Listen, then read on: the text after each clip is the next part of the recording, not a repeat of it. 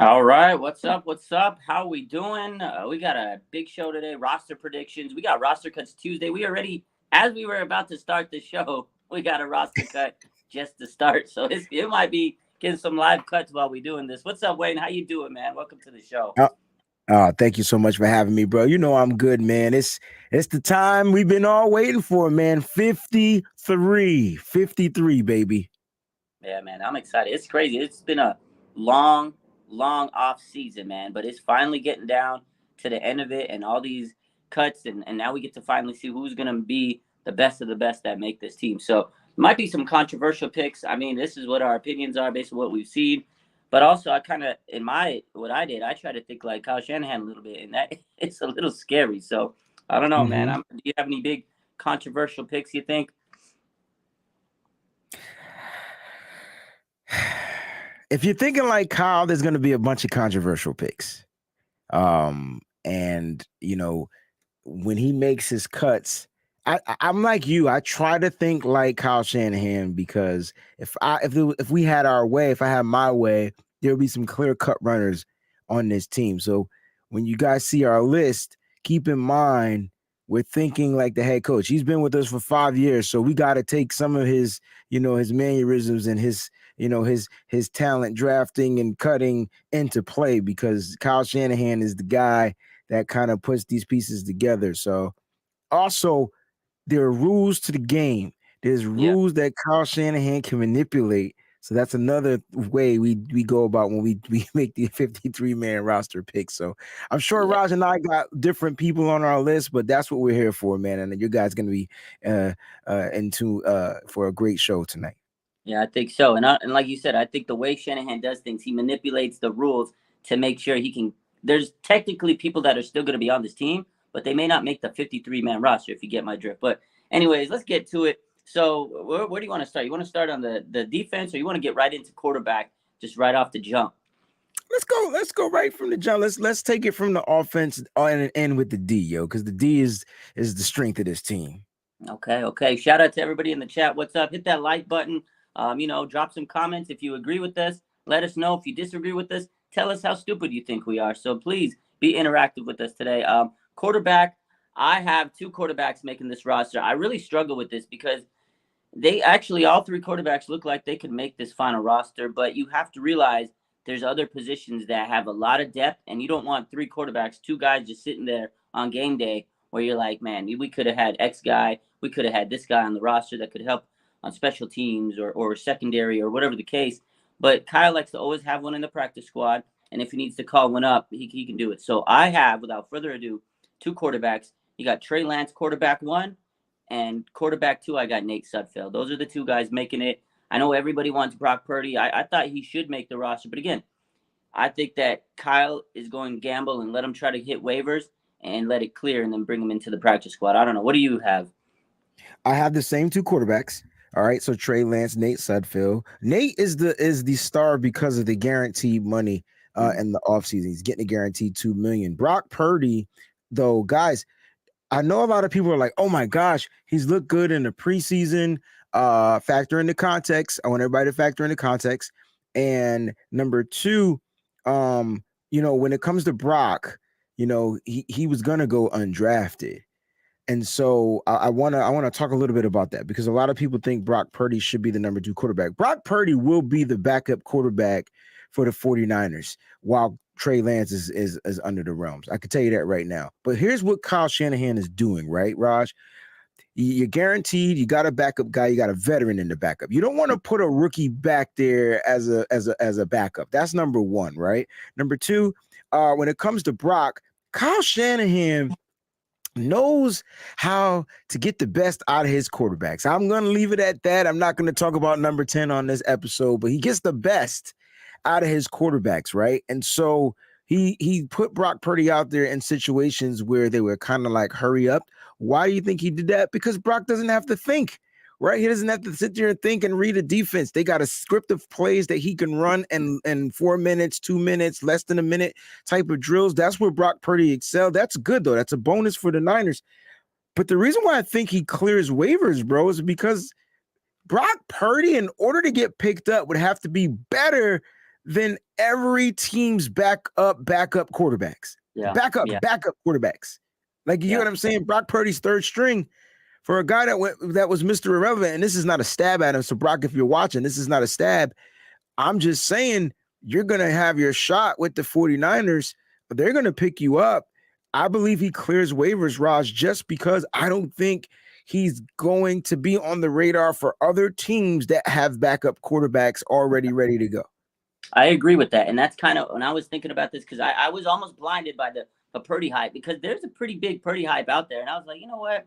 Let me go back and watch these games and reassess.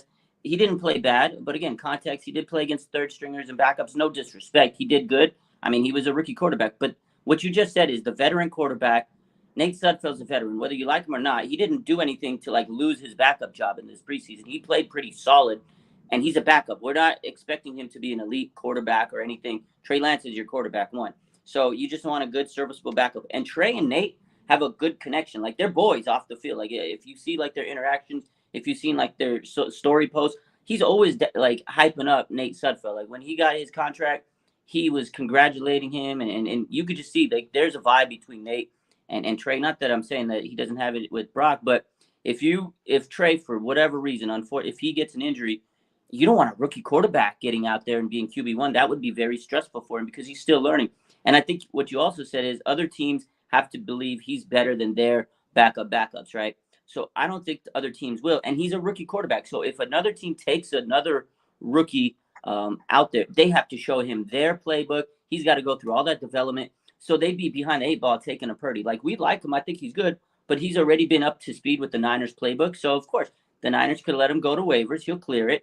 And then Kyle will bring him back and he can develop him. So I don't think he's at risk for going to another team. People aren't going to be like knocking at the door, like, we need Brock Purdy, because they have their backups. And there's no slight to Brock. I think he's a good young man, and I like what I saw out of him.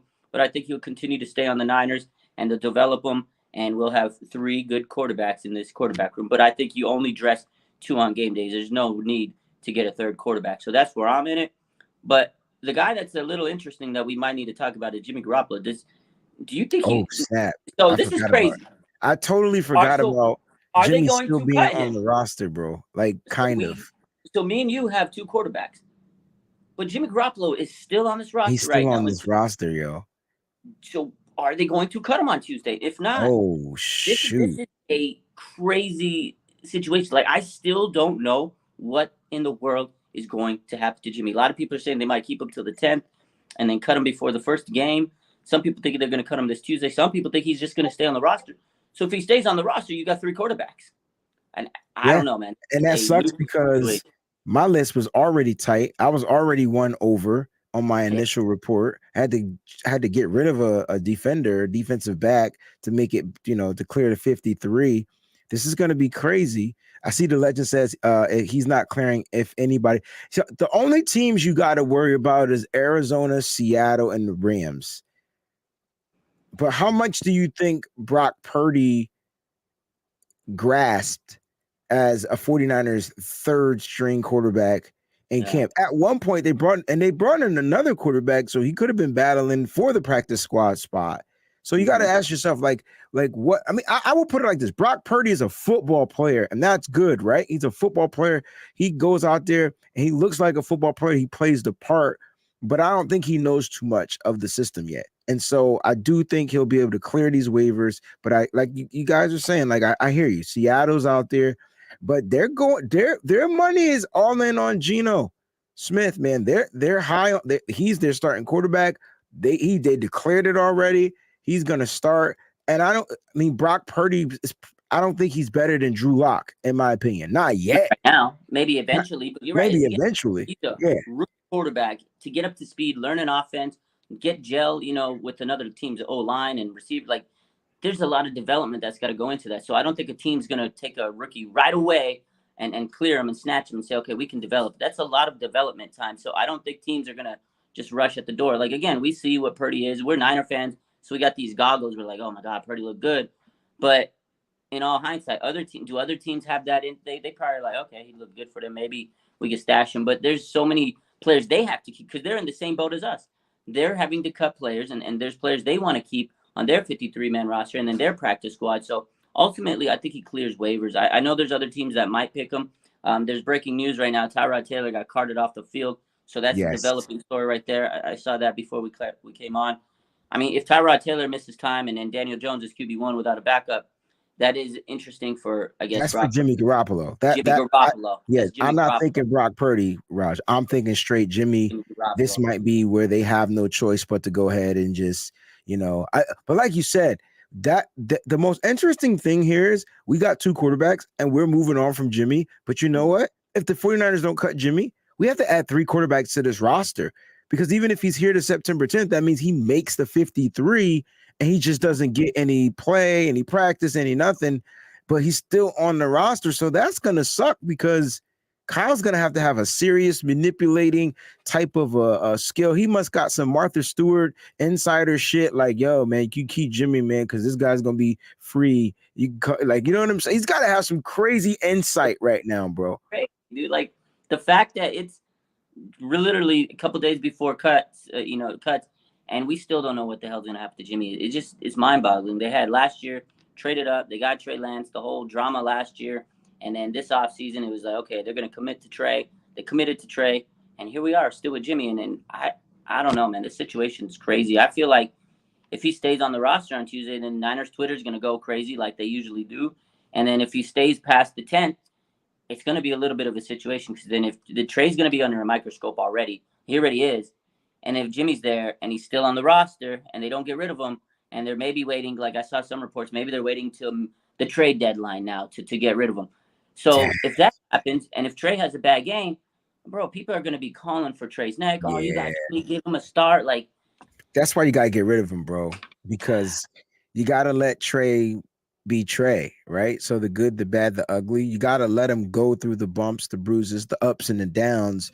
You don't want Trey Lance to have this, quarterback situation lingering. I know a lot of people saying, oh, Trey's good. It doesn't bother him. Nah, that shit bothers him. It's bothering us, and we're not even him. So I know for a fact it's bothering him, because he's on the team and he has to deal with it. So no, there might not be some quarterback controversy to where he's being a butthole situation, but just him being there, that's sometimes what I be explaining, sometimes I'm on certain shows with like world-renowned musicians. I get nervous as fuck. Sorry, I don't know if you curse on your channel. I get nervous. Let it flow, baby. This is all age show. But I feel like I'm pretty renowned. Like I play all over the world, right? But I be playing with like guys that have been doing it longer than me, that are on like Marion Meadows and all these famous musicians, and I be like, oh shoot! But I'm nervous, but I still find a way to perform well. Like, you know what I mean? Yeah, you got to let it like not bother you. You got to put on that acting. You got to put on that face. Like, all right, let me do my thing.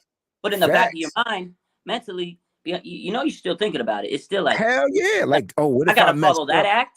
Yeah, like, it's crazy, bro. Now I'd be on the stage at the same time, so I'm just saying, like, if Jimmy's here, even though he's not performing, it could possibly be bothering Trey. We won't know. He won't say it, but it's there. I just think you got to find a way. If I'm John Lynch, look, John Lynch is trying to find a way. I don't think he has any ways. I think that's the issue. They ran out of ways, bro. So they're trying to figure it out. So here we are. Damn. You know what? I still got 2 quarterbacks on my roster, bro. I think Jimmy's cut. Matter of fact, me saying that I got 2, Jimmy's ass is gone on Tuesday, bro. I think they're going to have to let him go. They got to do it. You can't have feelings. You can't, like, play favorites. I know they're loyal to the soil with Jimmy, and he's done a lot. Like, loyal to the soil, I like that. Turn that into a shirt, bro. That's you all day. That's a good shirt. Loyal to the soil. That's a good shirt. That's you all day. But I mean, I love, what Jimmy did to the team. He came in, changed the culture. We get all that. He's a great leader. But guess what? They turned the page. They already moved on. Like, you just got to move. Like, you have to at some time got to make that decision, make the cut, move on, and deal with it. Like, some people are going to take it, badly. A lot of feelings are going to get hurt this week. It's roster cuts. It's a business. It's a cold world, but you got to make that move. And I think that's what they have to do this Tuesday. But again, it is something we had to bring up when I was doing this roster. And I was sitting there. I was like, man, quarterback Lance and Sudfeld. But what about Jimmy? Is he still going to make this roster? Like, it's still something. I totally forgot about Jimmy. Like, in my mind, he's gone. Like, he's not going to be here, so I didn't even think to include him. But I forgot he's the fourth QB on the depth chart, yo. It is something we got to keep an eye on. So although we both predicted Okay. Lance and Sudfeld making this roster, there is a wild card that Jimmy can still make this team, but you never know. And that if he takes the roster spot, he's taking it over somebody like running back or one of these receivers that, probably Malik Turner, none of the other receivers, but or a D lineman, because there's a lot of good players that can make this team that are gonna lose their job. That's gonna be holding the clipboard. So that's a big situation there. You know. Yeah. Let's go to the receivers position because I feel like that's the easiest. That's the easiest That's on the offense. literally the easiest one. The only thing I had to think about is, am I going to add a sixth receiver? Did you go 5 or 6, bro? I went six. Who's your sixth receiver? So let me get into it. So my receivers, I got wide receiver 1, Deebo Samuel. Stop playing Love with it. them. He's playing with Stop Deebo. playing. Stop playing. Steven Nelson sat in there flexing his DPI on him. I seen it when you posted it, bro. I was like, Bro. what is going on here? And then on my Twitter or on my YouTube yesterday, so after the fact, he was in his story, on his IG story, and he was still flapping his gums. So Deebo, he responded to him, and he was like, "Look, give me 60 minutes with this guy, and he ain't gonna do So it nothing." started with Nelson. Okay. So it started with Nelson. So he makes a post. Like, he goes, "It's gonna be one of them years," and he posts the highlight of him clamping Deebo down. But if you really look at it, it's a preseason game. He armbarred him. It's a DPI, whatever. He's flexing. He's feeling good about himself. Okay. Deebo throws it in his story. And he's like, give me 60 minutes with this guy and I'll make him slight work, right? 2 hours later, my boy Steven Nelson's in his stories and he's talking about, oh, yeah, I already played you twice last year. And I seen that, bro. And he talked about how he shut him down. It was an underthrown ball by Jimmy Garoppolo, first off. And he didn't mention the fact that Deebo had 103 yards against the Eagles last year, and he had the big catch that basically helped him springboard the game. But anyways, Steven Nelson flexing his DPI. What I wanted to really get to is Deebo Samuel's wide receiver 1. Don't forget about it, everybody. And then you got Brandon 2, wide receiver. Brandon Ayuk, wide receiver 2. And I think Ayuk's going to have a phenomenal year, but everybody's sleeping on Deebo all of a sudden. They are sleeping on Deebo, Raj. You better talk that shit. Talk your talk, bro. Talk your talk. Telling you, everybody's sleeping on Deebo. He just signed 3 years, $71.1 million. The fact that people think he's not going to be great or he's slow or he can't explode, he just has to build that chemistry with Trey. I think first few games might take him a little time to get that rhythm down. And he spoke on it in his interview. He says, look, I really wish I could have got this contract signed, but I had to be patient. I couldn't go and practice and do these things because of injury risk. And I was at the mercy of my, my agent. And he was working and doing the thing. It takes time. He knows he missed time to, get chemistry with Trey. But once they get that down, it's going to be over because Kyle schemes Deebo. He uses this offense built around Deebo. He's going to get his carries. He's going to get rushing yards. He's going to do it all. So Deebo's the man. And then you got Brandon Ayuk, Ray McLeod, Jawan Jennings, Danny Gray, and my sixth receiver. This was tough. I actually had to go back. I watched the game, and I was on the fence between a few players. One guy was on defense, which we'll talk about him, Hassan Ridgeway. One guy was Malik Turner, and then the running backs. I looked at all these guys. I was like, you know what? Malik Turner has consistently been good in special teams, and they're going to use him as gunner. So I have Malik Turner as my sixth wide receiver. I like what he brought to the table at special teams. There it is. Signed, sealed, delivered. Same 6. My order 1, 2, same. You know what? I bumped up Ray to 3, yo. I put Jawan at 4, Danny Gray at 5, Malik Turner at 6. And I wouldn't be surprised if Malik bumps up to 5, wide receiver 5, and Danny Gray 6, because I think these guys are just going to be used in special ways. You know what I'm saying? I think Ray is going to get the bulk of the stuff because you want him in on 3rd and shorts, 3rd and longs on certain types of looks, and then you want to make sure you rotate him and Jawan. So it's like a 3A, 3B type of thing as far as that wide receiver. But Gray and Malik, man, I can't wait to see how they use them. But I have the same 6, yo. These 49ers wide receivers, you know, the coolest thing about our wide receivers is we've watched them grow. Like, we've watched them go from boys to men.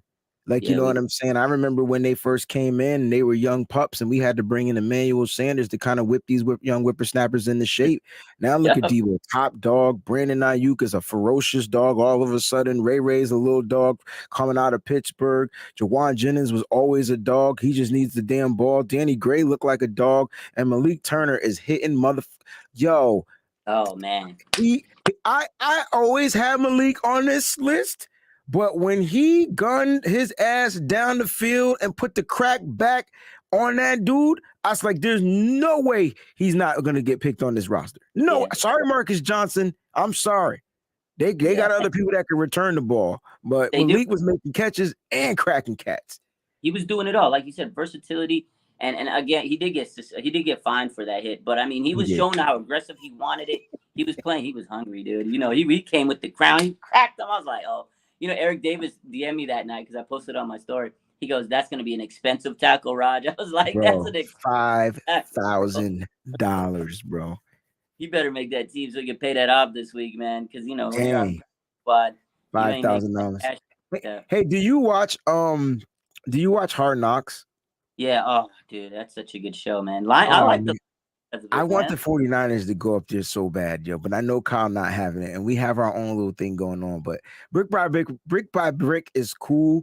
But when you got HBO backing, I would love to see like, you know, how it would turn out. But they watered it down a lot. So if you watch Hard Knocks from the beginning, like the Jets Hard Knocks and all that stuff, it's way watered down. I don't even know if they put cuts up there anymore.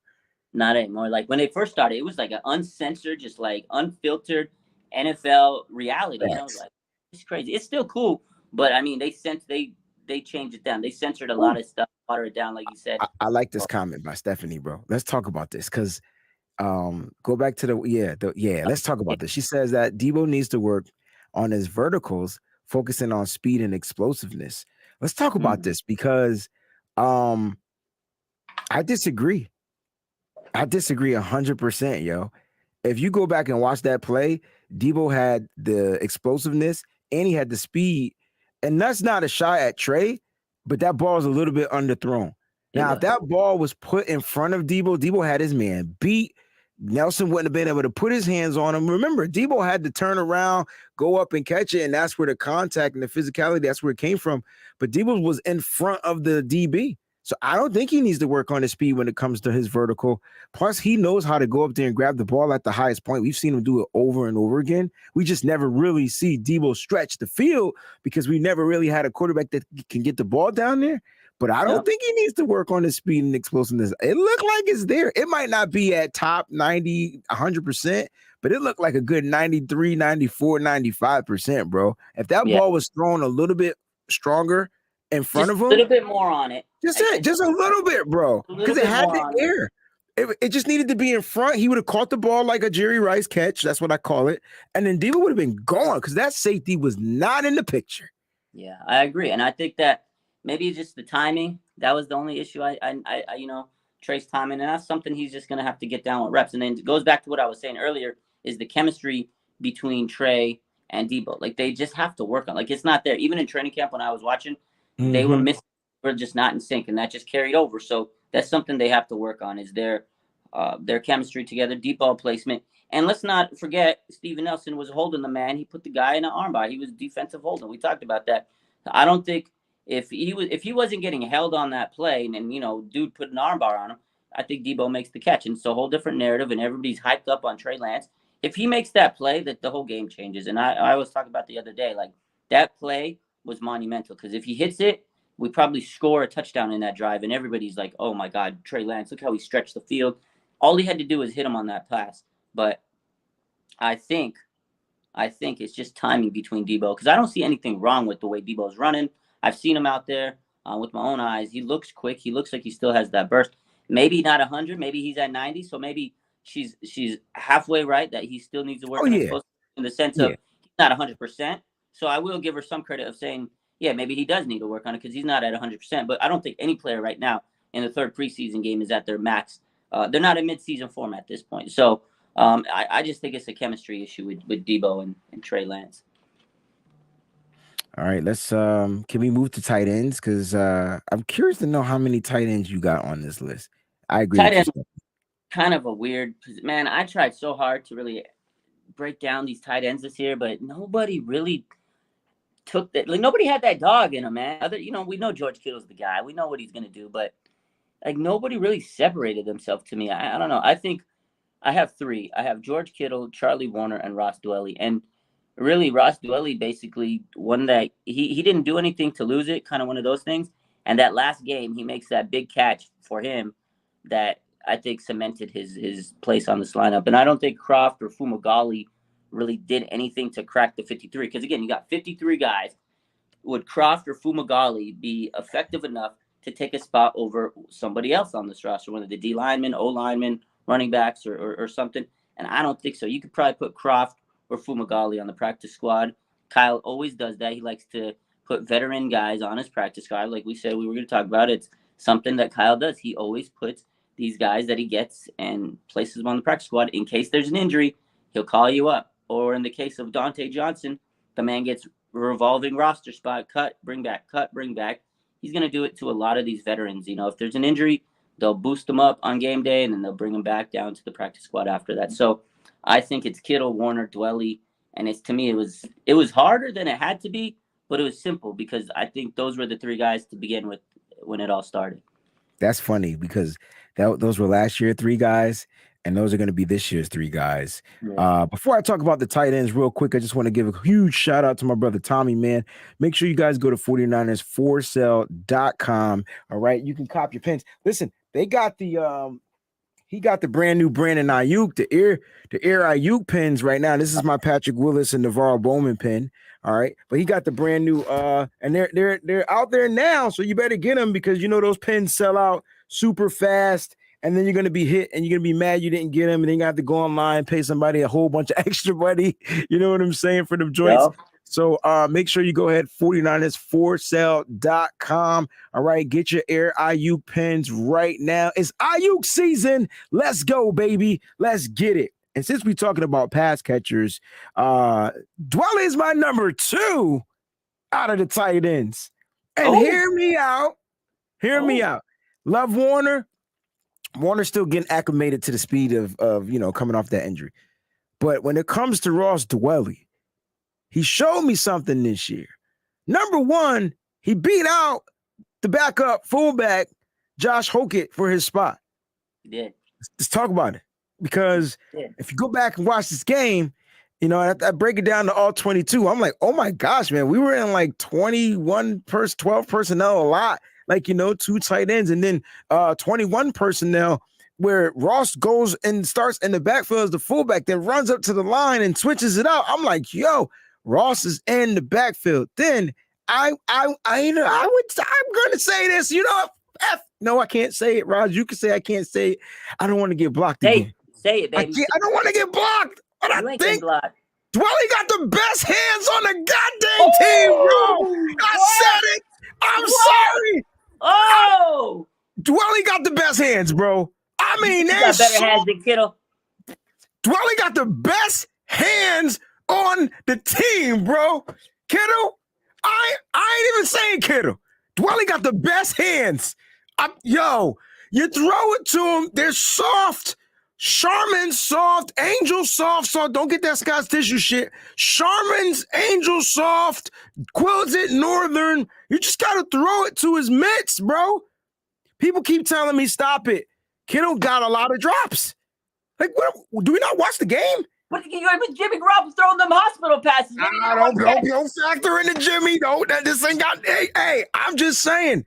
I think Dwelly got the best hands. When you get him touches, Dwelly went 3 for 3. He goes 4 for 4. He don't get a lot. He doesn't get as much as the volume as Kittle, but Dwelly brings the ball in. My God. Look, anyway, he's my wide receiver number. He's my tight end number 2, bro. And then obviously you might as well make him tight end 1. Hold on, let's call John. That's not what I said. That's not what I said. I think you got to make Ross Dwelly the people's tight end. I think Wayne. No, he's definitely not the people's tight end because he can't block for shit. Listen, Kittle is the best damn tight end in football, but I think Dwelly he got better hands than Deebo Samuel. What are we talking about? Right, we talking about guys that catch the ball and don't drop it, right? Who led the team in drops?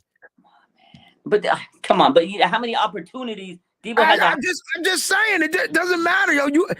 If I give you 4 opportunities, if you get it, what if you only get 1 shot? You get 1 shot, and then you go 100%. It's 100%. You go 1 shot, you catch it. If you get 4 shots, you catch all 4. You still at 100%. I understand the volume is different. I'm just talking about as far as throwing the ball into the vicinity. Deebo's playing against guys like Jalen Ramsey and guys locking them up. They laughing at me, man. But if you know what, go pull up his stats. That cat does not drop the ball. Doesn't drop it. He does not. Ross Dwelly almost didn't make the roster That's because they didn't need him in the ways that they need him now. They need Ross Dwelly now. That's another reason why he's making this roster. No, he's making the roster because Croft and Fumagalli, they ain't it. They're nothing, bro. They could have. They brought in so many tight ends this offseason. Listen, Croft. I didn't say Kittle don't have a. Kyle was looking for another tight end that can actually play, and he was like, I got to keep this damn guy, Ross Dwelly. I got you. He can't block worth the bar inside door. Like you said, like he's okay. I don't think he has better hands than Debo. Come on, Mike. I'm just saying. I think Dwelly is the best. He got the best hands on the team. I'm gonna leave it at that. Y'all can take it and run it with however y'all want to run with it. But Ross Dwelly catches the ball. Hey, sad Niner fan. I did not say Ross Dwelly had a better spectacular catch than George Kittle. That's not what I said. I mean, said just the best hands. Kittle, how many one-handed grabs we see Kittle? You get that. Hey, man, Kittle spectacular catches on 100. It's just on 100. You catch the ball. You got the reach. Wow. Jesus, man. You got me hot and bothered. I keep Ross Dwelly. Bro, I'm telling you, man, y'all keep sleeping on these guys, man. Hey, we're going to keep a receipt on that. It's okay. Keep the receipt, bro. And you know what pissed me off about last season? Whenever they threw in the ball, what did he do? He caught it, but they didn't give him the opportunities.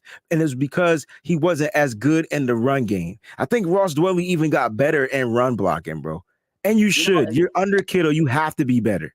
This is a good point. If you don't block well, Shanahan doesn't give you enough opportunity. And that's why one thing, going back to wide receivers, I've been talking to Smitty about this a lot because he thinks Danny Gray is going to be like killing this game. Wide receiver 3, maybe even better yards. After that holding penalty. Ayuk, but he has to be able to block. Like he has to be able to show that ability to block. And that's what held Brandon Ayuk back until he figured out he had to be a willing blocker. Kendrick Bourne, same thing. Like he was a dirty he was like silly in the blocking department. That guy was a good blocker. That's why he kept getting more opportunity. You have to be able to block. And that's what happened with Juwan Jennings last year. He was blocking his ass off, and Kyle started using him more.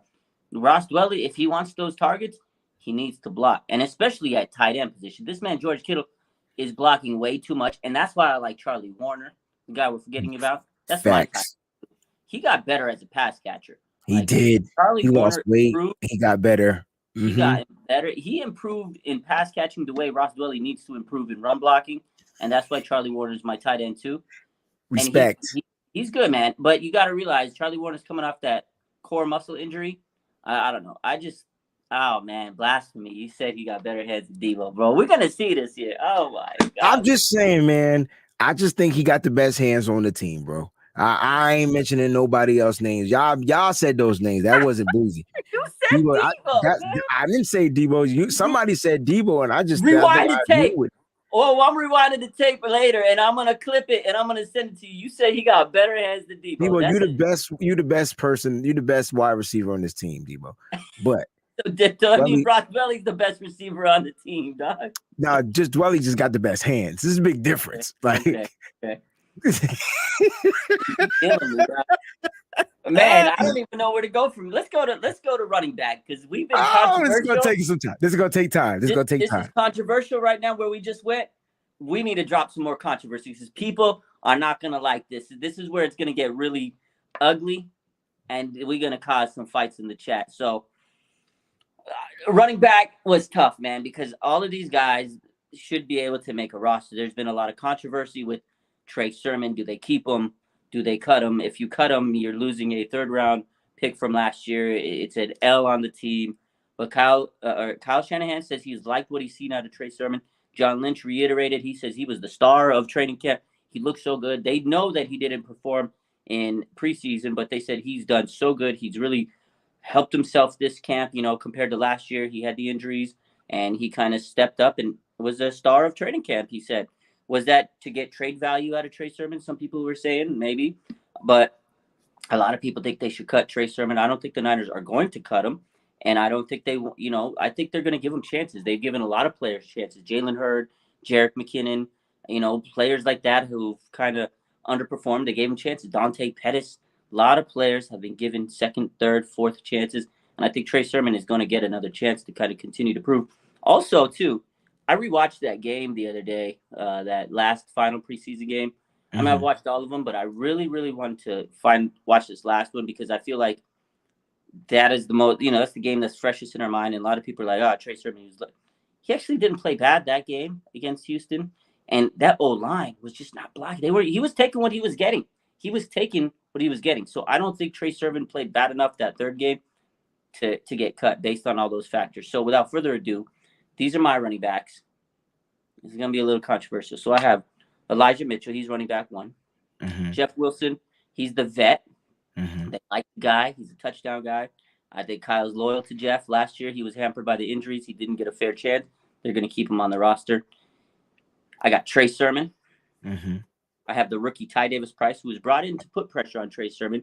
And I think I like Ty, what he's shown. He's shown some good abilities. And he's a guy that can just take a bulk, like a lot of carries, and take a punishment. Because running back's a position where they need depth. And you need guys that can take hits. He can deliver a hit, and he can take a hit, Ty Davis-Price. They just need depth. And I almost stopped right there, but I was like, no, you know what? I'm taking 5 running backs plus fullback. Obviously, Kyle Juszczyk makes it. He's the best fullback in the NFL. And here it is. This was such a tough one. I have JaMycal Hasty as the final running back making this roster. And Jordan Mason, they're going to cut him and hope he goes to the waivers and goes to the practice squad. And I know Jordan Mason deserves to be on this team. And he played his ass off this preseason. He was the highest rated running back at one point in the preseason by PFF. He's an undrafted gem. Kyle Shanahan finds those guys every year. But I don't think he did better than JaMycal Hasty in the preseason. Say what you want about JaMycal in the regular season, and I've said it plenty of times, but JaMycal Hasty is their best pass-catching back. He's a third down back. He can run that choice block like nobody's business. He does pretty good at blocking out of the backfield. He's gotten better at that.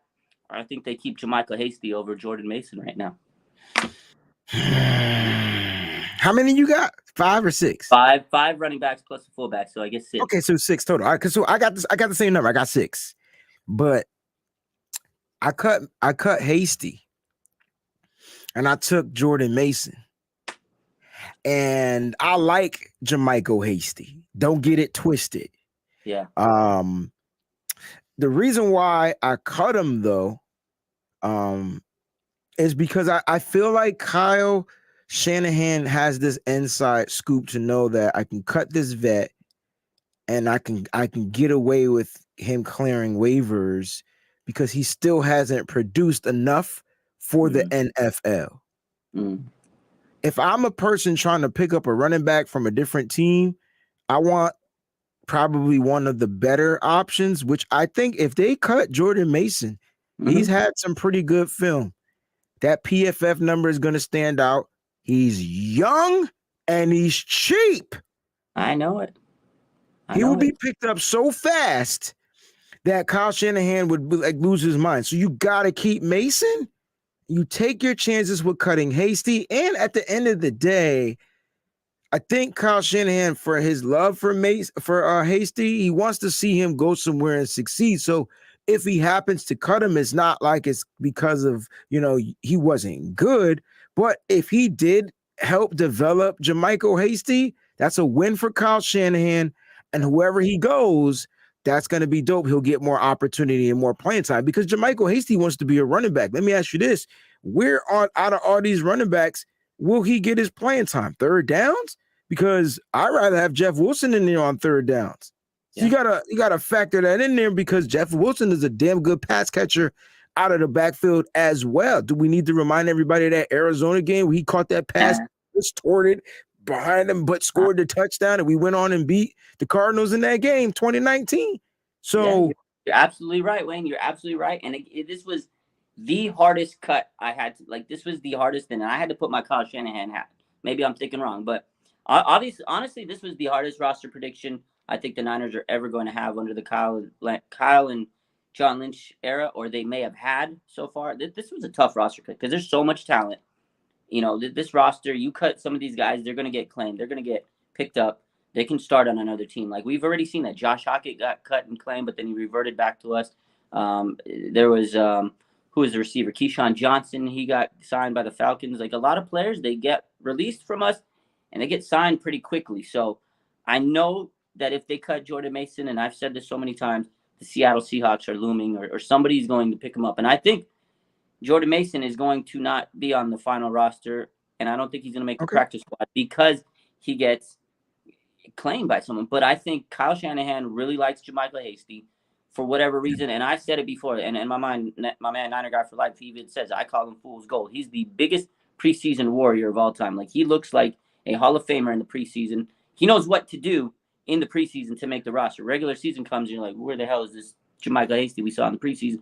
I think they keep him on this roster for whatever reason. Maybe it's familiarity with the team. He has shown improvement, in the areas that he struggled before. I just think that Kyle is going to give this man that one last chance to kind of stick to this roster because, again, you need depth. The Niners always get through injuries on their running back department. And, man, I think Kyle is going to gamble. This is just me thinking as Kyle. I think he's going to say, you know what, I can cut Jordan Mason and bring him back on the practice squad. I think he's going to bet on it. And I don't know if he wants to lose JaMychal. He loves JaMychal Hasty. Like, there's certain players that he just absolutely raves about, and he raved about JaMychal. But I don't think he wants to take a loss on JaMychal. I know he likes Jordan Mason, and we love Jordan Mason. But again, I just know there's always one guy that gets cut, and we're always like in our feelings, and we're just like, what the hell are they thinking? But that's Kyle Shanahan. He does some things that we're like, what are you doing, man? And this to me was a Kyle Shanahan cut, and I think he's going to cut Jordan Mason. And not a lot of people are going to like it. Not a lot of people are going to agree with it. Again, this is not what I would do. This is what I think Kyle Shanahan's going to do. And I think he keeps JaMychal Hasty because of the fact that he catches the ball better than probably anybody on his team. Maybe Jeff Wilson, like you said, is probably his rival there. But he just loves JaMychal Hasty, man. I don't see him cutting JaMychal. So if I gave Kyle Shanahan a gun to his head and I said, yo, JaMychal Hasty or Jordan Mason, I think he's going to keep JaMychal. That's where I had to draw the line, and it was a tough one. Yeah, I get it. I need Kyle to think, though, before he does. Because you might have your star running back, are you willing to take the risk to let that guy go? Like the same way, Kyle, you're right. Kyle gets the best out of undrafted guys that go in the later rounds when it comes to running the ball. He gets the best out of them. You got Elijah Mitchell. He stays dinged up. Do you really want to take that risk on letting Jordan Mason go? I think Kyle, even though he likes Hasty, I think he wants the best for Hasty. So I'm gonna think of Kyle in that way. Listen, Hasty, look, you're good. I wish I can have you here. Unfortunately, I got these other running backs. I want to see what they're going to look like out there. I tell you what, though, if you do clear waivers, you know what I'm saying? Because he's not accrued enough to be that veteran yet. So if you do clear these waivers, you know what I'm saying? I will bring you back onto the squad. You already know, or whatever. If he's down for that, as far as JaMychal Hasty, cool. But I think Kyle would be making a big mistake if he lets go of, you know what I'm saying, that kid Jordan Mason. Now, I think the controversy, though, Raj, with the running back, though, is not Hasty. I think it's around Trey Sermon. We can nip this in the bud and cut Trey Sermon, and then you keep Hasty and Mason. I agree. I agree, but that's where the controversy is. I think they're going to commit to a guy that fans are not happy with, and it goes back to what I'm saying is they give players so many extra chances. We've seen with Jalen Hurd. Again, Jerick McKinnon, man, they gave this guy a lot of chances. They've given Dante Pettit, like players that probably should have got cut at some point. They gave him chances because that's just who they are, because they don't want to take that L. They got an ego. They gave a lot of players over the years. Those are just a few examples. And I think Trey Sermon's going to get that extra chance. They like him. Again, they spent a third-round pick. I think they're going to develop him and try to play him. He really hasn't got a chance to play with Trey Lance too much. Maybe the scheme has kind of been off on him. He hasn't really fit the system just yet. He's a guy that kind of runs out of the shotgun position. In college, if you watch, he play with mobile quarterbacks. Maybe they're waiting to see what Trent Williams and Trey Lance are there with him. Again, he didn't get much areas to run through in the games. I didn't think he had that burst off the line. Again, I didn't think he was finding those holes.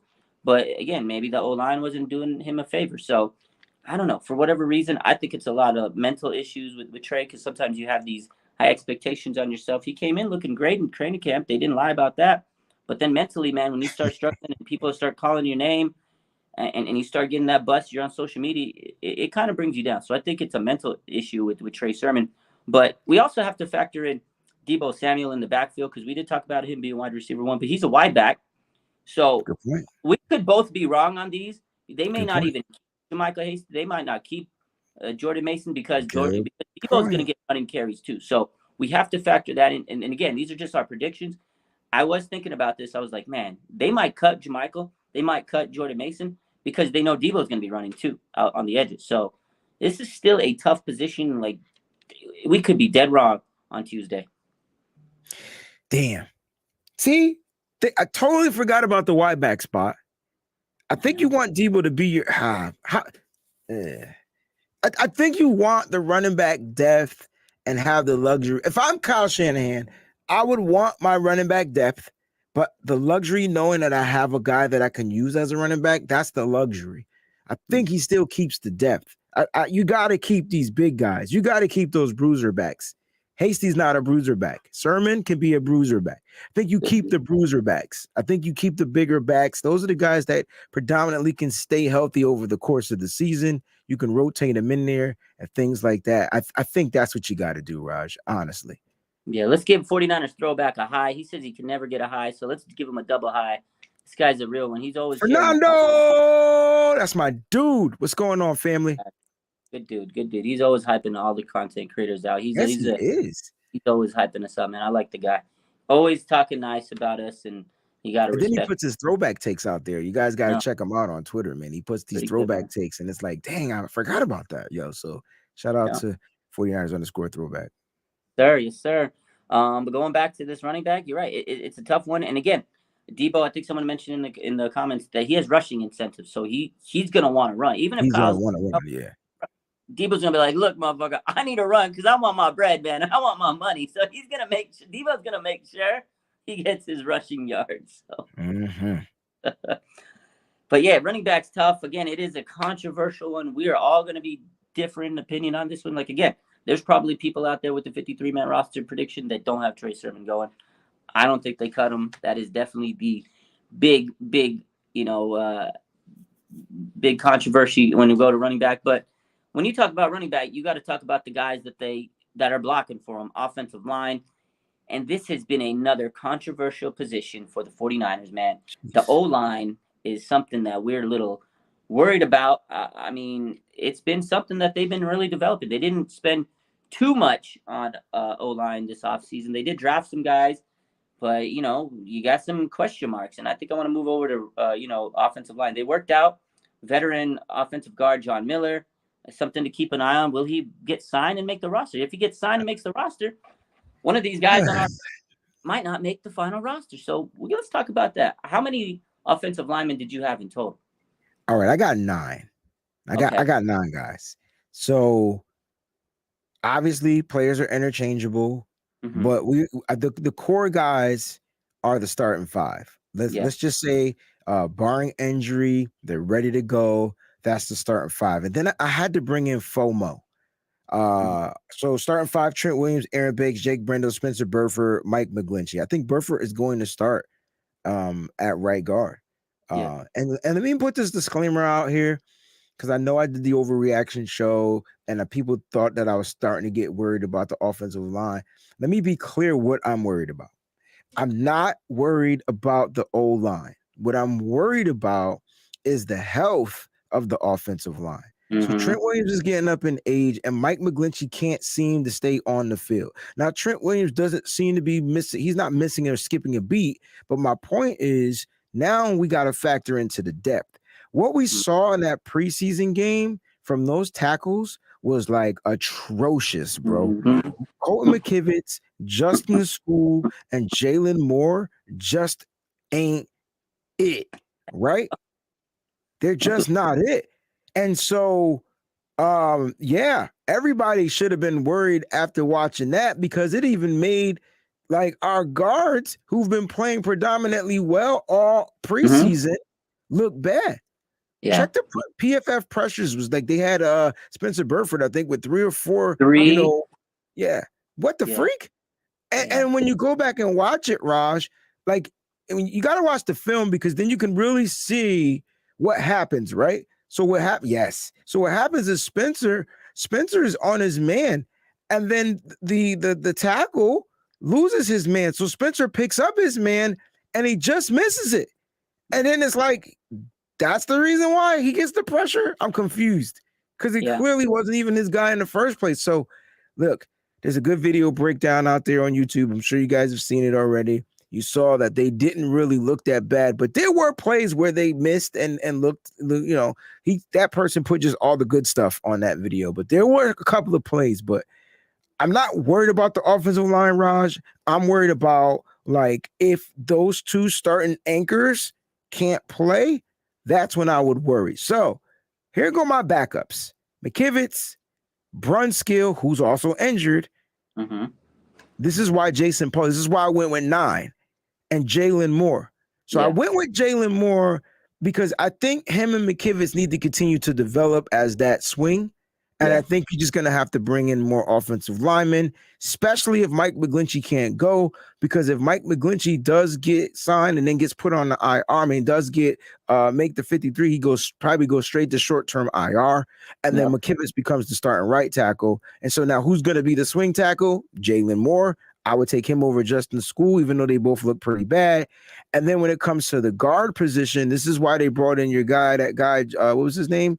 John Miller. John Miller. Yeah, this is why they brought in John Miller, because I'm not saying they're not sold on Jason Poe yet. I still think he's raw and he still needs time to develop. But I think Jason Poe can make this 53-man roster. Yeah, I agree. I you know what? Honestly, I have the same amount of linemen, 9, and I have the same exact linemen: Trent Williams, McGlinchey, McKivitz, Jalen Moore, Aaron Banks, Burford, Brunskill, Poe, and Jake Brendel as our center. Dan Brunskill is going to be your backup center, utility man. He could play anywhere, right tackle, right guard, but he's hurt, and he got a hamstring injury, and it sucks as a lineman. And then you're right, Jason Poe, I like him. He was the kind of the underdog story, undrafted guy, small school Mercer guy, but you know, we haven't really seen him play up against first teams in the NFL, so definitely a guy to develop. So maybe they are going to bring in John Miller to be that extra backup in case Burford or Banks kind of falter. Trent Williams is the key to this whole O-line.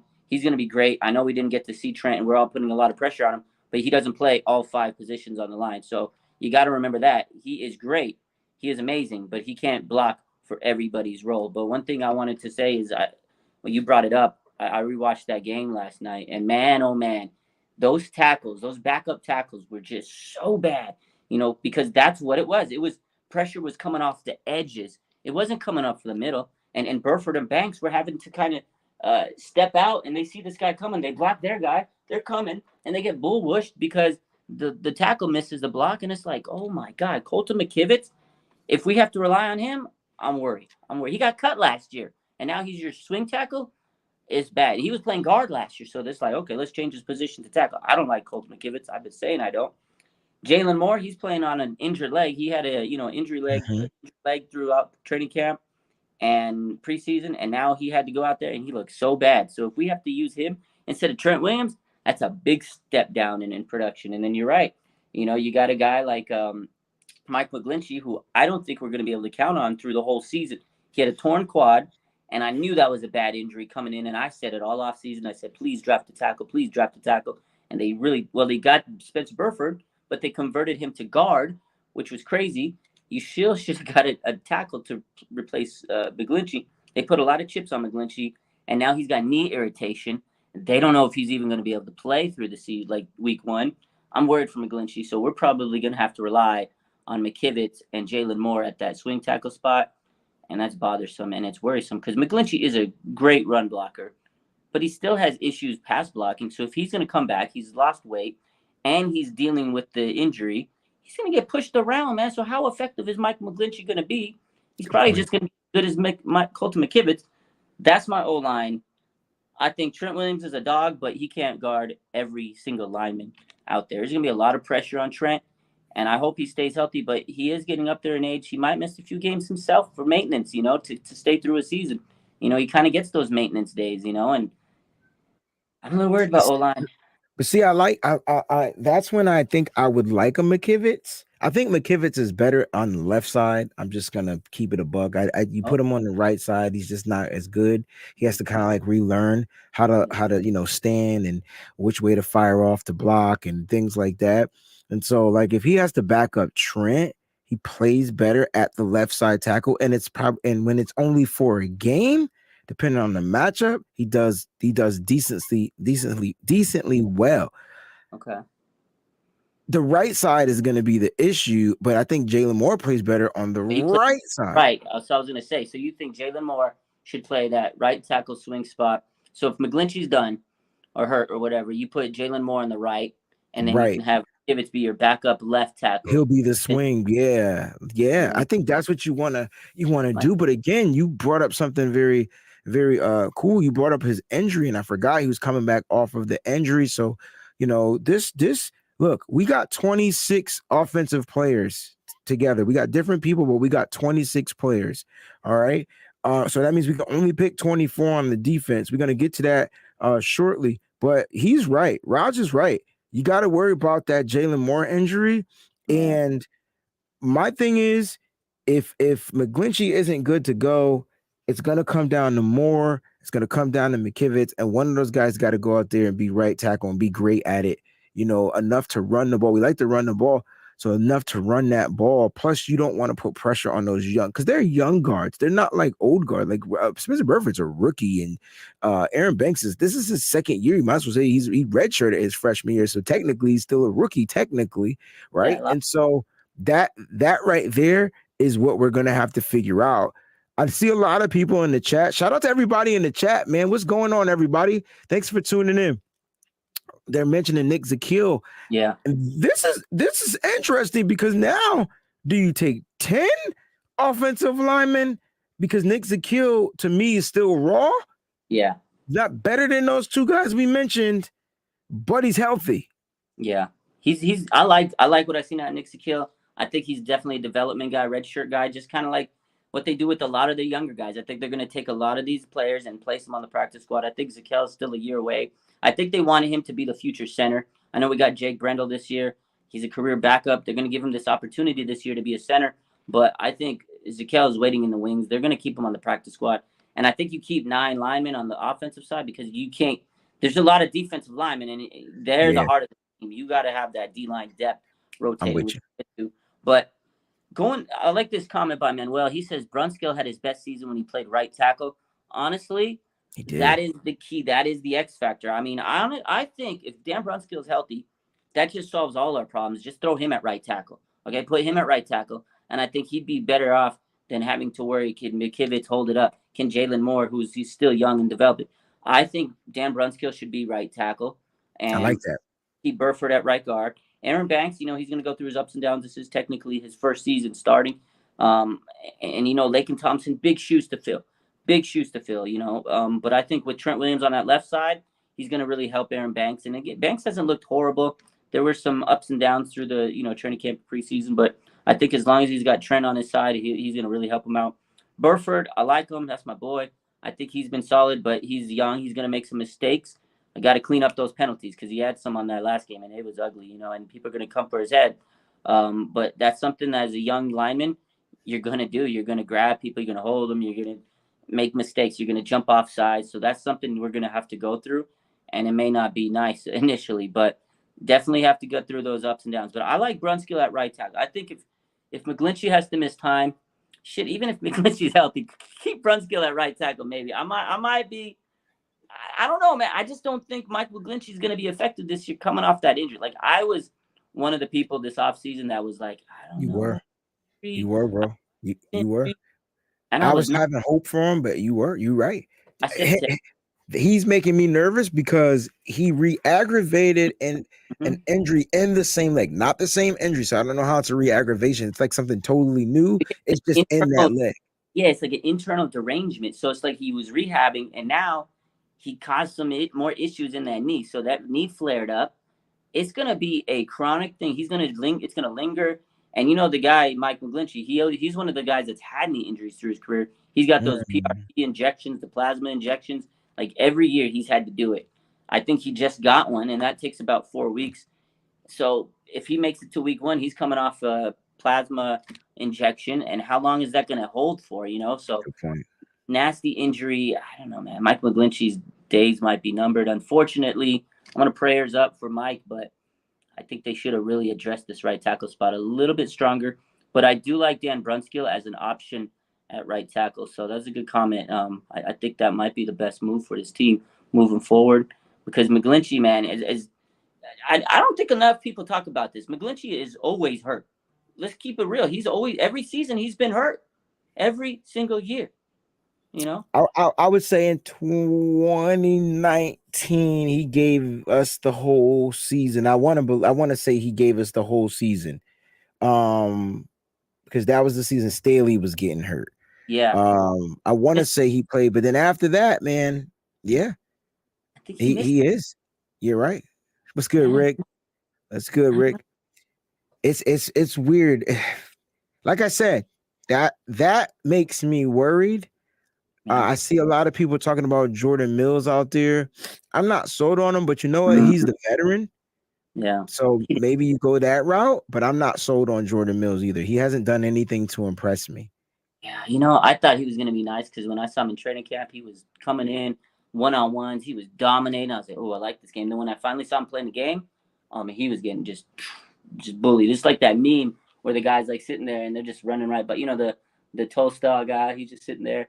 And it's like offensive linemen look like this, and he's just letting everybody by. He's a security guard. That's what Jordan Mills was doing. Everybody was getting blown by him. So I don't know, man. This offensive line is going to be the key to this team, because if you can't keep Trey up and you can't protect them, people are going to come for Trey's neck, man. And you already saw it after that preseason game. It was like, oh, Trey was terrible. But if you watch the game, you watch the film, O-line was getting whooped up, and he was always under duress. He was in so much pressure all game long, man.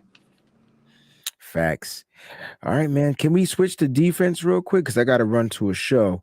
Yeah, but yeah. I want to get these defenses. Get it going. I got 11 defensive linemen. I got 7 on the edge, 4 in the interior. All right. My interior guys, and I don't know if you broke it down like this, but I'm curious to know, because you made mention of it earlier at the beginning of the show. I got Eric Armstead, Javon Kinlaw, Hassan Ridgeway, and Kevin Givens. Stop me, because you said something about Ridgeway earlier. So, like, who do you have for your interior? I initially had 11 linemen, and he was the last guy I cut to make room for Jermichael Hasty. This was tough. I watched that game last night. He was awful in run defense, man. And the Houston Texans gashed the Niners, and a lot of it came to Hassan Ridgeway. But I'll give him the benefit of the doubt. He's coming off a quad injury. He had a quad hamstring or a quad strain. Or was it a hamstring? It was a hamstring. It was hamstring, yeah. He had a hamstring issue. So he is coming off an injury, but he didn't look good, man. And he's a veteran. I think maybe they brought him in to see if he could compete and make that roster spot. They need a guy that can be stout in the run defense, but maybe he goes to practice squad. I did leave him off this roster. It was tough. That final roster spot on D lineman came to me against, it was Kerry Hyder, Teray, and Ridgeway. Those are the last 3 guys, like, look outside looking in. But I think Ridgeway, out of all of them, played the worst. And I did break it down like that. I had Armstead, Kinlaw, and Kevin Givens. And then you have a guy like Charles Omenihu, who can play inside and outside. Kind of how I had it. And then on the edge, you got Nick Bosa. He's going to win Defensive Player of the Year. Drake Jackson, Samson Ebicam. I mentioned Omenihu, Jordan Willis, Kerry Hyder, and Kamoko Teray, who was a monster this preseason. Monster. So I have, so you're just missing 1 interior guy. So you got 10 and I got 11. So I added Ridgeway. So the reason why I added him was because he'll be lined up next to either Eric Armstead or Javon Kinlaw. Yeah. And that might help his play. It might. So it might elevate him. Like, you know what I mean? I was pissed. Look, I was mad at the Houston game. I couldn't figure out, to the death of me, like, why Cats was running. Why did Damian Pierce just gush us up the middle? I was getting mad. Yeah. Oh, we can't stop the run now? But then I realized that these were the reserves. Like, this was the depth. But like I said, depth is usually going to be paired up with starters. So they'll be able to pick up some of the slack. So, but you're right. Ridgeway hasn't done much to impress. I just think they need depth on the rotation. They do need depth. And Yeah. I like I said, I did have him initially because Kinlaw, you don't want him to be playing too much. He's still coming off an injury. Kinlaw's a guy that has a lot of pressure on him. Oh yeah, I forgot about that. Pressure, a lot of knee. We talked about McGlinchey and his knee issues. Kinlaw, the same deal, but he looks like he's in incredible shape. He looks great, but we haven't seen him play against the starters, right? We saw him play against backups. So can Kinlaw hold up? They might keep Ridgeway just for the fact to kind of rotate him with Kinlaw and take pressure off. I don't think it's surprising if Ridgeway makes this roster. It was just hard because I had to keep an extra running back on my 53-man. So Ridgeway, after we watched the game, I was like, oh, what a horrible performance. You're getting cut. But I could see them keeping him for the depth. So, again, I think that's going to be the roster spot that has the most players out there. Again, you said 11, I say 10. That's the heart and soul of this team, man. But moving forward, let's get to secondary. I know you got to wrap this up. Appreciate everybody in the chat, man. Hit a like button. We got a good turnout tonight. Appreciate everybody coming in. Secondary, cornerbacks. I have 1, 2, 3, 4, 5 cornerbacks making the roster. And my boy Charvarius Ward, cornerback 1, he is back in practice today. If you saw the reports, what's up, Breezy? No, I'm with you. I'm just counting your corners. You got Charvarius Ward. That's our boy Emmanuel Mosley. That's our dog. Like those two guys have to stay healthy. Those are our lockdown cornerback duos. They should be ready by week 1. And I'm glad that Ward is back. Mosley came back last week. Those are your lockdown corners. They spent a pretty penny on Mosley or Ward. Mosley's in a contract year. Those two guys should have massive seasons with this D line up front, getting all that pressure. This front seven is nasty. I think Charvarius Ward, Emmanuel Mosley, CB1, CB2, Sam Womack, the gem. The preseason MVP for me. This guy was a playmaker. He had 2 interceptions. He had a tip pass that led to an interception. He made Tarvarius Moore. He made Tarvarius Moore make the roster. He just basically gave Tarvarius Moore a roster spot. You think so? He gave him that roster spot. I'm with you. Thank you card for getting him on the fucking roster. And then you have the fumble recovery from Malik Turner when he peanut punched it. And Sam Womack was the guy on top of it. Playmaker, knack for the ball. Sam Womack is your starting slot cornerback. And he played outside, too. This guy's versatile. Yes, he did. And then I have Diomedar Lenore, who had a phenomenal preseason and training camp. He said, I got to give Lenore a lot of credit, man. He went through a lot of crap last year. He was having a good preseason, and then he fell off. And now we know why. He had, personal issues. He says he lost his cousin. His brother got paralyzed. Can you imagine the mental grief he had to go through, all the anguish? But he came back focused, and Diomedar Lenore, man, phenomenal player. He's had a great year so far. I think he's going to be solid depth, good rotational piece.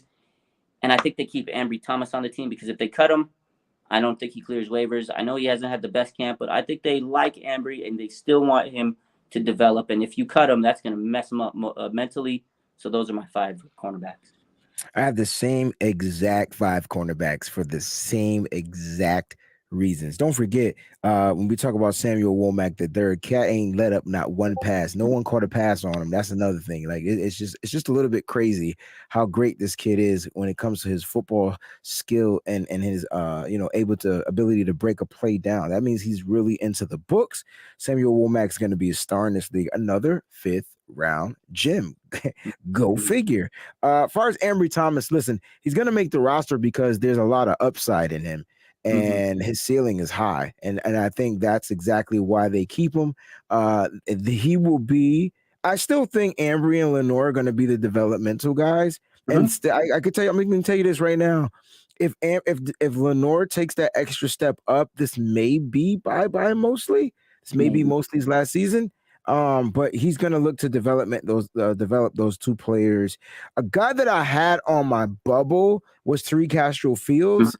I feel like if he clears waivers, he'll be right on that practice squad because he's the dog that's going to push those other guys, right? He wants to be on this. He deserves a shot at some point to be on this team.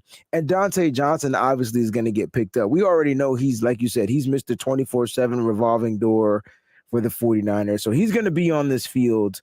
You know what I mean? So he's going to be on this team as well. So I got 5 as well.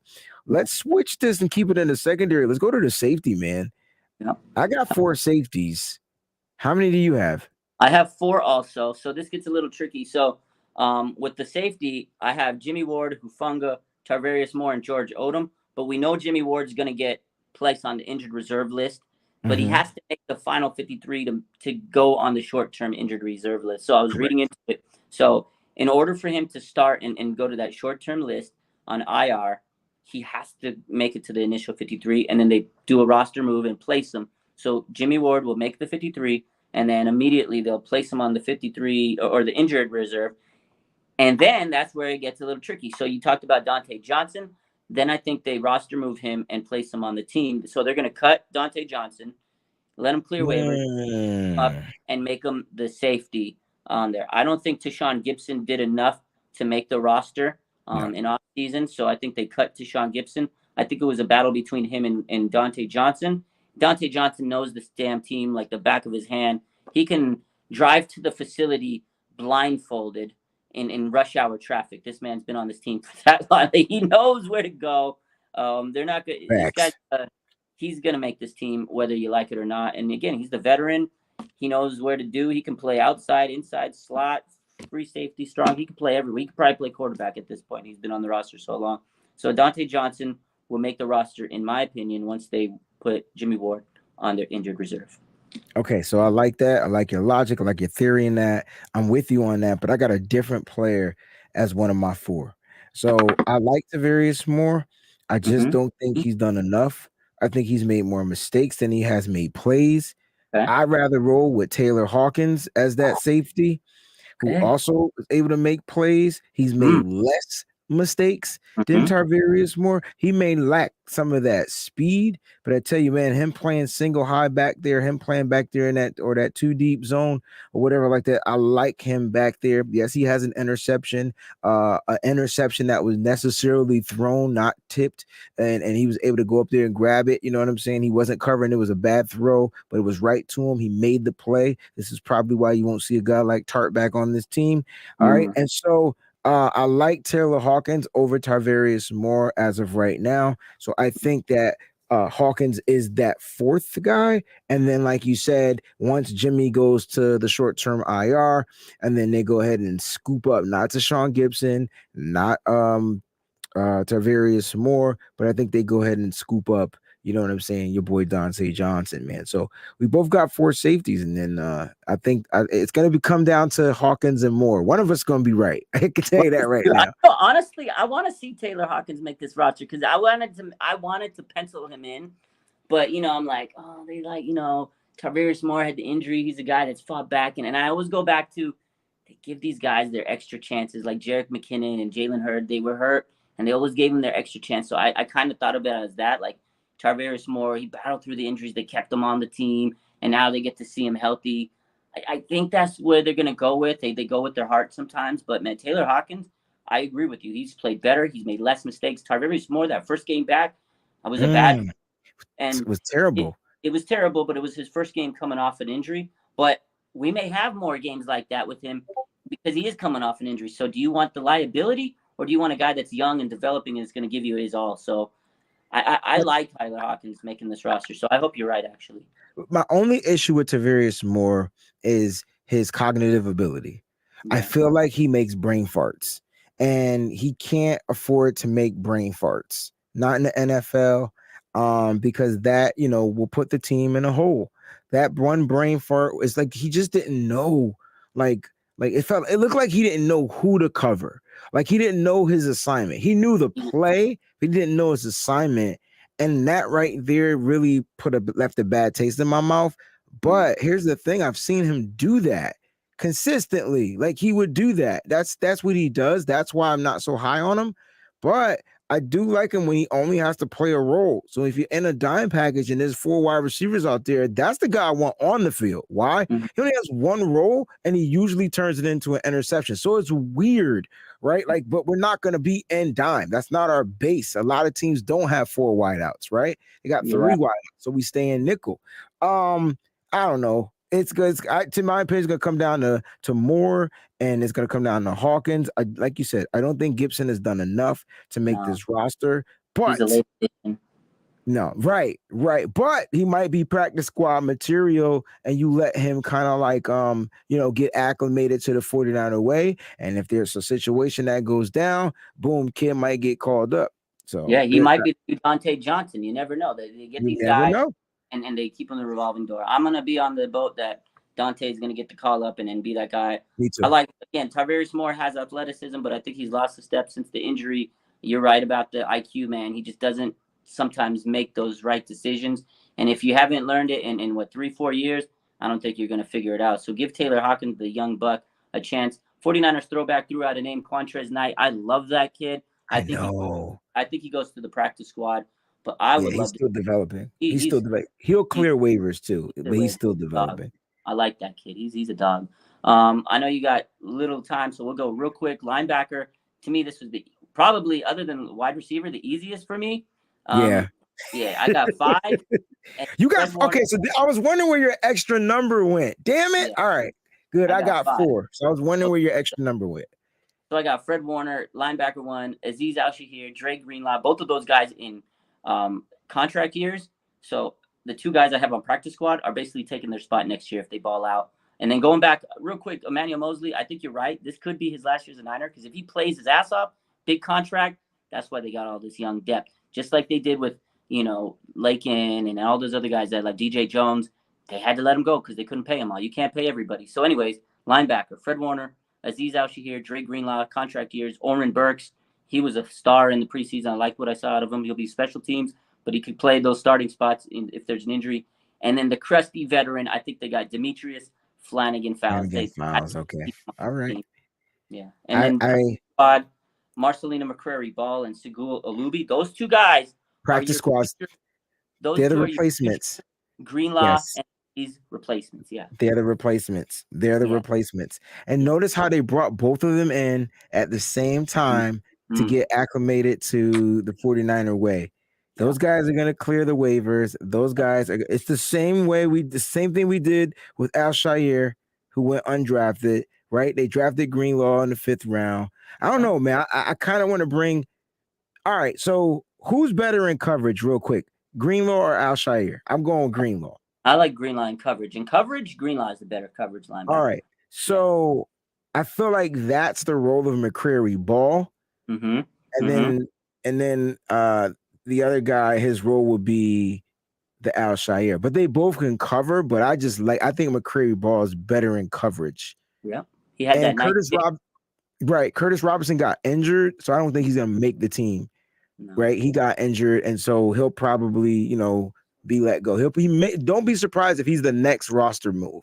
Yeah, I agree. I like Curtis Robinson, but I don't think he was better than Marcelino and Segul Alubi. And those 2 guys, like just from seeing them in training camp and all the way through preseason, I feel like those 2 guys, like you said, that's the replacements. If they don't keep Al-Shahir and Greenlaw, we're gonna have Marcelino, McCrary Ball, and Segul Alubi. And those 2 guys were nice with it, man. I think they developed linebackers better than any team in the NFL. You have D'Amico Ryans, a former amazing linebacker, as your DC, and he developed linebackers so good, man. I mean, God, and Fred Warner as the leader of these guys. So that's the linebackers. I think who did you have as linebackers? You said you had 4? Yeah, the only guy I don't have on your list is DFF. Okay. Yeah, I mean I think they keep him because of special teams. I like him for special teams. They did get a new special teams coordinator this year, the dude from Seahawks, and I think he's gonna push to get as many of his special teams dudes on the team. So can you put RE investors comment up here so everybody can see it? Yes, sir. Not that one. The one that he says, there we go. All right. So this is starting to make sense. Okay. See? And this is guess who else played safety in college? Demetrius Flanagan Fowles, Fred Warner. Look what they're doing with these guys, man. Look what they're doing with these guys. John Lynch is a mother freaking genius.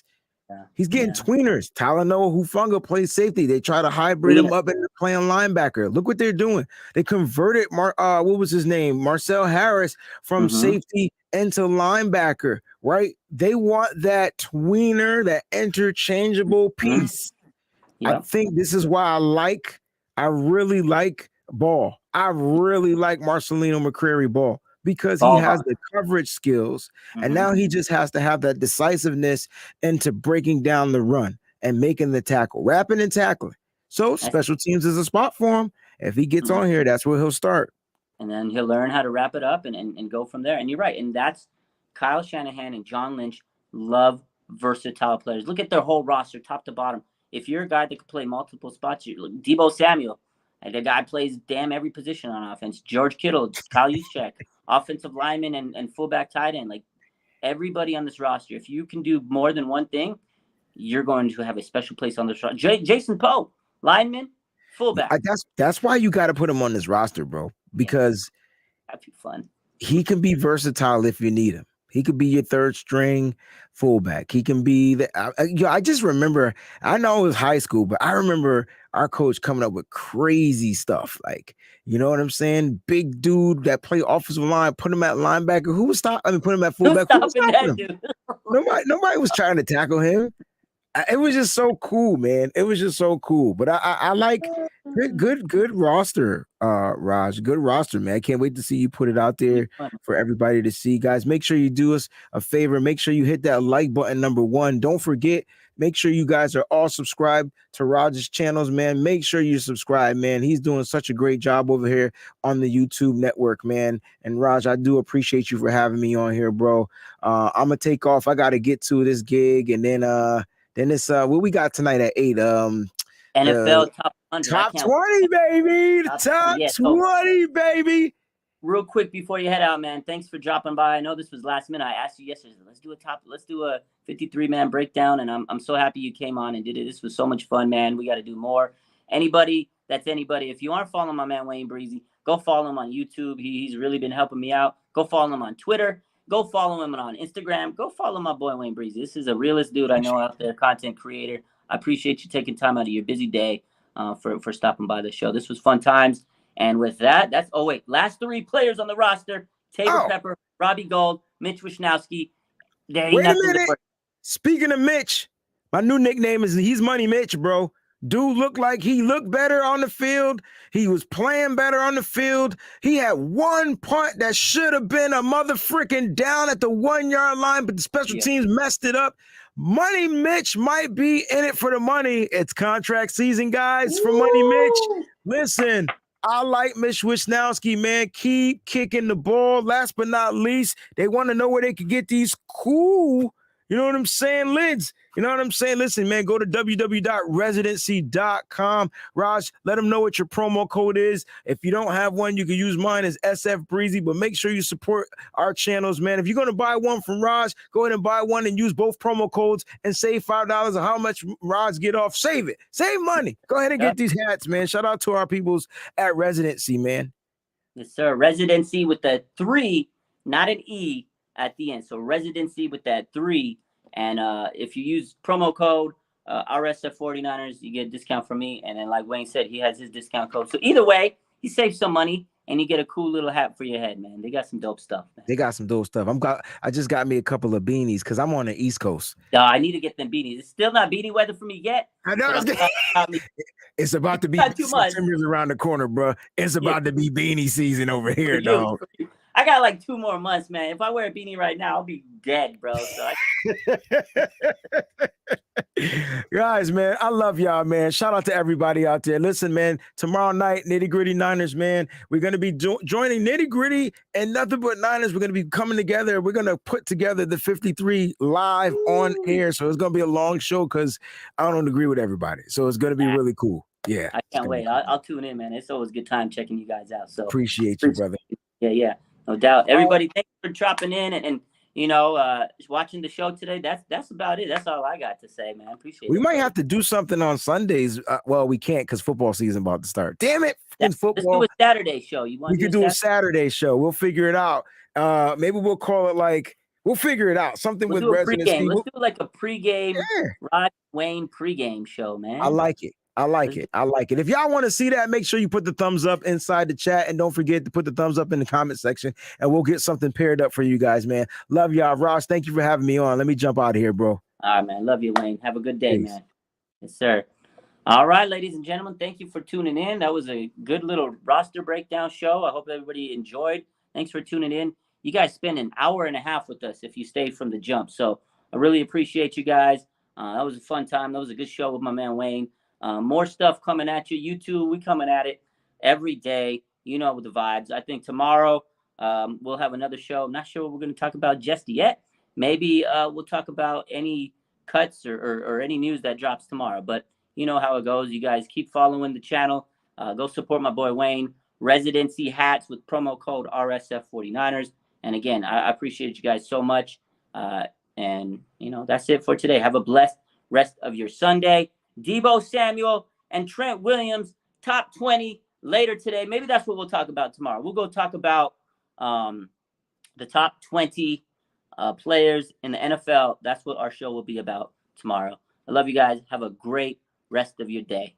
Bang, bang. Niner gang.